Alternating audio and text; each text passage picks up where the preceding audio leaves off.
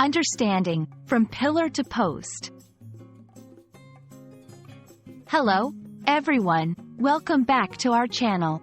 Today, we're diving into an interesting English phrase, from pillar to post. If you've ever felt like you're being sent from one place to another without making any progress, then you're already getting the hang of this expression. Let's explore its meaning, origins, and how you can use it in your daily English conversations. The phrase, from pillar to post, is used to describe a situation where someone or something is being moved or transferred frequently and ineffectively, without making any progress or reaching a resolution.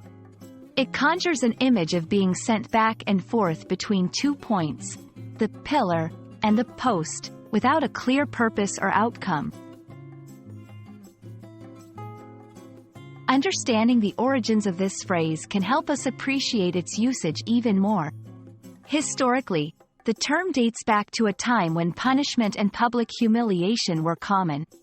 Pillories and posts were both used for these purposes, and being moved from pillar to post could have meant being publicly shamed in multiple places.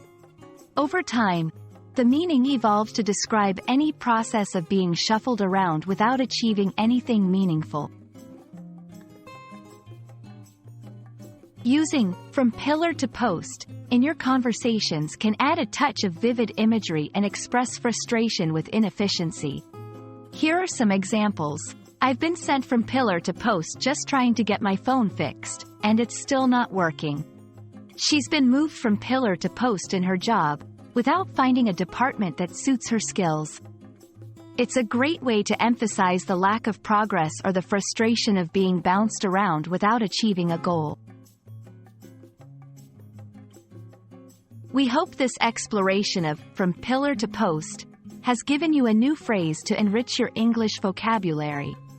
Remember, learning these expressions not only helps you understand English better but also makes your communication more colorful and expressive. Thanks for watching, and don't forget to like, share, and subscribe for more engaging English language content. Until next time, keep learning and growing.